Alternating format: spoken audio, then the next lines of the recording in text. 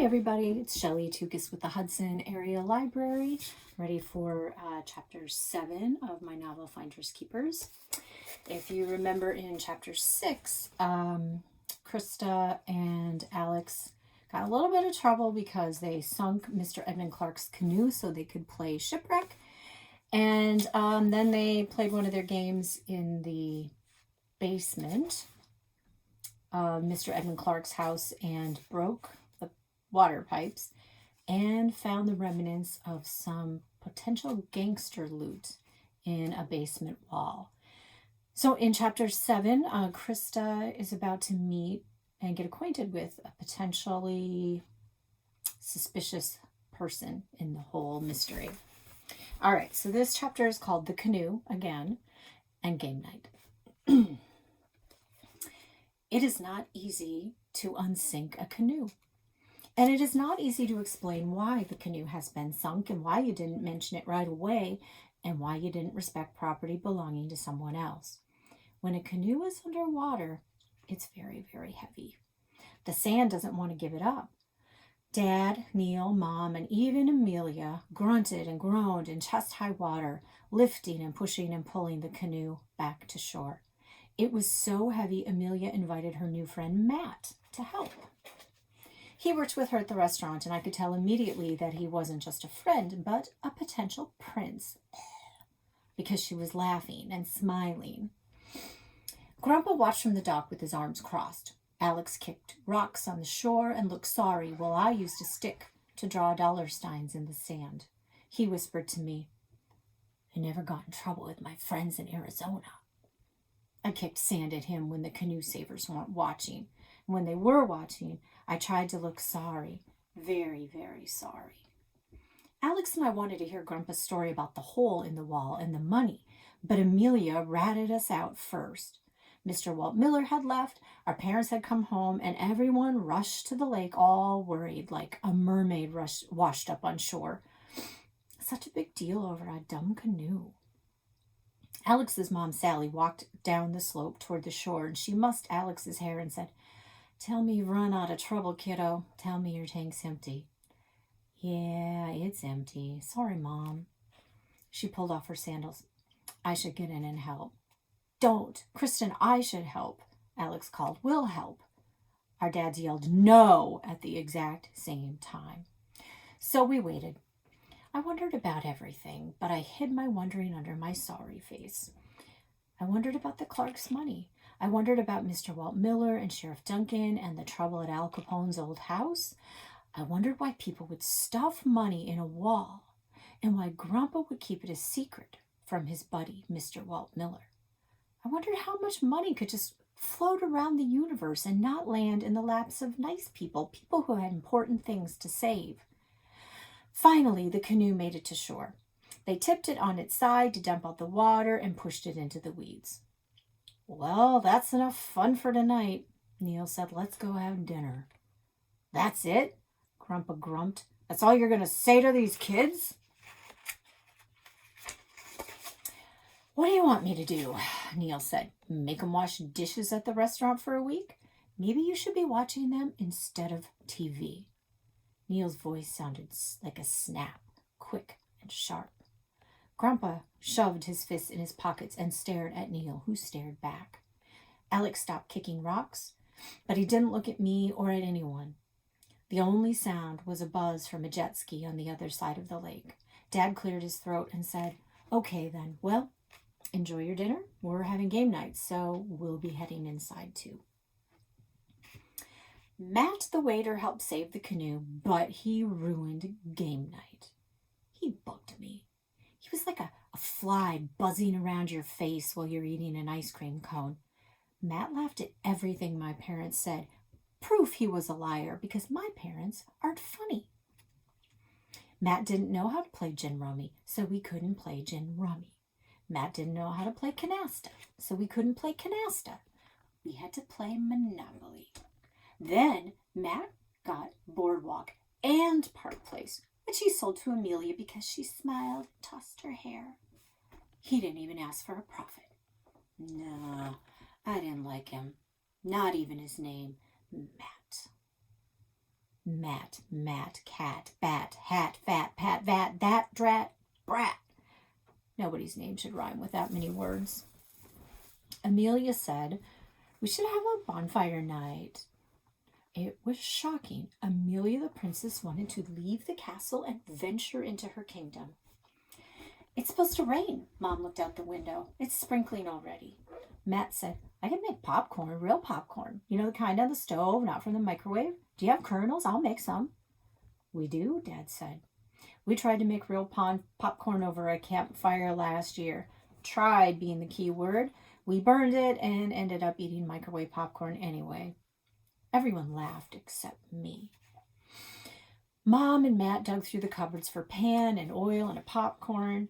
Amelia watched them, all happy. She wasn't even holding her texting machine. Dad squeezed my knee and leaned close. "What's up, sweetie? You're so quiet." I whispered, "He's ruining game night." "How?" "Because it's supposed to be just us, and this might be our last game night ever." My voice shook, and I could feel my eyes starting to sweat. Dad said, "We'll always have family game night, no matter where we are. You have to stop confusing the place with the people. Our family is important, not the cabin." Oh, I wanted to wrestle Dad to the ground until he took those words back. Instead, I went to the bedroom I shared with Amelia and slammed the door. I sat in the bottom bunk, Amelia's bunk, and stomped my heels on the floor. Why couldn't Dad get a different job? Nothing could be harder than teaching kids all day about the boring olden days. If he could teach history, couldn't he sell cars or be a sheriff or be a summer sheriff with Sheriff Duncan, and we could still live in Hayward every summer? That would be perfect. My parents constantly complained about teachers not making enough money. Now Dad couldn't teach, so why didn't he just get a job that paid more? Dad didn't care about the cabin, and Amelia didn't care, and Mom cared, but not enough to do something. It was wrong to be 10 and the only one who cared. Then I heard the word. I heard it float from the kitchen right through the bedroom door. I got off the bunk, pressed my ear against the door, and Amelia said it. "I told you, she's so immature." Matt said, "Well, she's like 9 or what?" Amelia said, "She's almost 11, see? Krista's so immature, people think she's 2 years younger than she actually is." 9. I hated Amelia always telling me to grow up, but this was worse. I took a breath and prepared to show them how mature I could be. "You don't have to paint your nails or wear mascara to be mature." So I pushed the door open and marched back into the kitchen and smiled all big. "I was just making sure our bedroom is picked up, and it is. Now I can eat some of Matt's delicious popcorn." Amelia looked at Matt Hatchat and shrugged. Dad patted the seat next to him at the table. "Glad you could join us, sweetie." While Matt popped the kernels, Amelia melted butter, and Mom set out bowls. I picked up the Monopoly pieces and put them in the box, and I did it without being asked and without saying that Amelia should do it since we'd played Monopoly because Matt couldn't do anything else. But I wasn't done demonstrating my maturity. When everyone was seated at the table with popcorn, I said quite delightfully, "So, Matt, tell us about yourself." My parents laughed, and Amelia gave me one of those knock-it-off looks. But this was the kind of mature question that adults asked all the time. Matt Chatty Chat didn't mind either. He was one of those young people who liked talking to adults. He said, "I play hockey on varsity, and I need a hockey scholarship, though, because, it's the only way I'm going to get money for college." "What kind of career are you planning?" Mom asked. Matt's eyes seemed extra big and extra blue as he answered, "I'd like to be a teacher." My parents smiled as though an angel had opened her wings, and Dad said, "It must be hard having a job during hockey season." Matt said, "Yeah, but it got easier. Sally and Neil are way better than old Ed Clark. A guy with a fortune hiding under his mattress should be happier, don't you think?" Mom started to talk. Rumors are very... But I couldn't believe Matt had the story so wrong. So I interrupted and said, "Hiding money under his mattress? Ha! More like hiding money in a wall." Then I remembered Grandpa had told us to keep it quiet. The hole in the wall. And the $100 bills I'd found. And the secret fortune. And the last thing I needed was Matt Flatbat searching for our loot. I tried to unsay it. That was a joke. Money in a wall. Knock, knock. Matt looked confused, but he played along. Who's there? Money in a wall. Money in a wall who? My brain felt mushy. Matt repeated, money in a wall who? I needed time, so I shoved popcorn in my mouth, and it's not mature to talk with a mouthful of popcorn. So I chewed, and I chewed, and I chewed, and Matt repeated, money in a wall who? I swallowed. I forgot. You forgot your own joke? Amelia rolled her eyes. Krista, you're too weird. Dad adjusted his glasses on his nose. Even with whiskers, he still looked like a history teacher. He said, the Clarks are interesting folks. I'd want to get a look around that restaurant. With all the old artifacts, the prohibition posters, the china, I'd love to know what's in the basement. What's prohibition? I asked. Dad said, well, that's when it was illegal to make and sell alcohol. That law was passed because people used to drink a lot more than they do now, and alcohol caused a lot of problems. Ha! I guess alcohol made them forget how awful it was to live without television, I said. Everyone laughed at my joke. The basement's pretty cool, Matt said. You know, we're not supposed to go down there, but everyone checks it out eventually. I mean, you have to, right? I would never encourage rule breaking. Dad huddled closer to Matt and grinned like a teenager. But if the rule's already been broken, then you might as well tell me. Everyone laughed, even Amelia the princess, who hadn't laughed at the cabin in 2 years. I huddled close too in case Matt's report revealed any big clues.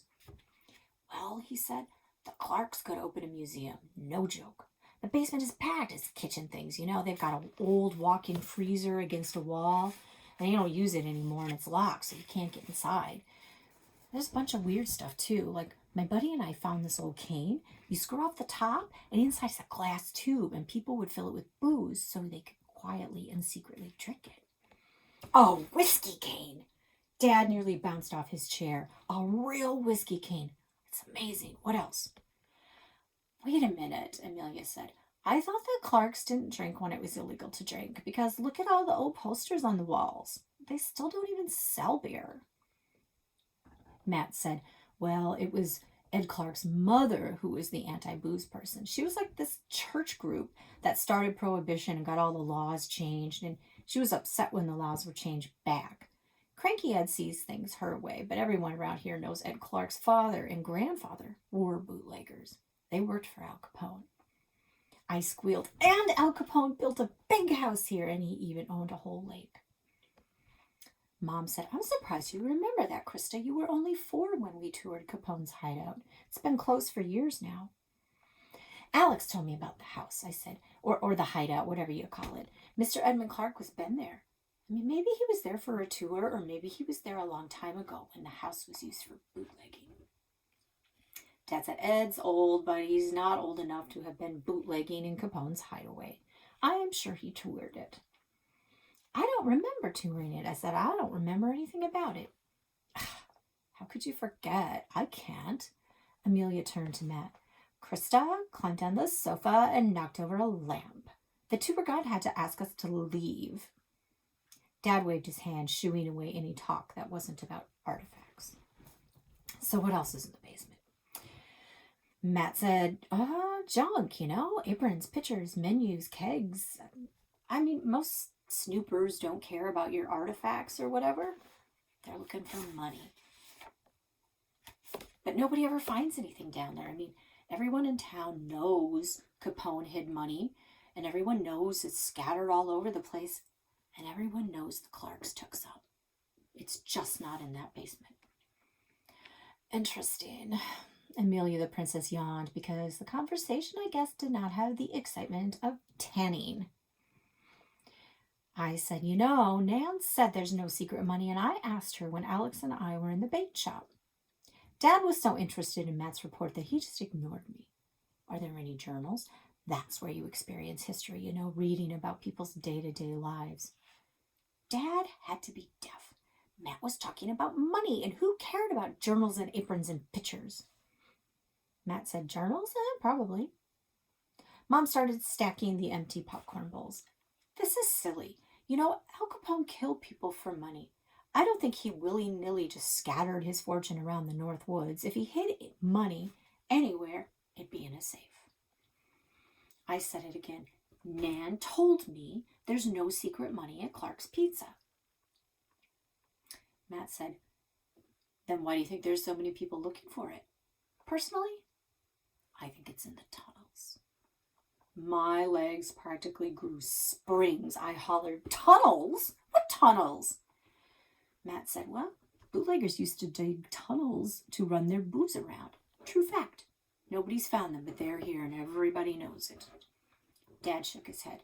That's one of those old legends, Matt. Bootleggers used cars and boats to move their alcohol and their money. They bribed cops, they had guns, they had secret doors between buildings and some tunnels, in a city, but not out in the woods. Tunnels would have been way too much work. And even if they had dug tunnels, they would have caved in years ago because bootleggers were not master engineers. I slipped out of the conversation because I couldn't stop thinking. Secret money. Hideouts, basements, tunnels. I looked at Matt, wondering what else he knew. Then Matt looked at me, like he was wondering what else I knew. While my parents cleaned up, Matt and I stared at each other. I didn't trust him. And I could tell he didn't trust me either. Thanks for being with me today, guys. Please subscribe to the channel. Tell people about it. Tell them about our virtual library. We're really happy we're able to connect with you during this difficult time. Have a really good day, and we'll have another chapter up tomorrow. Bye-bye.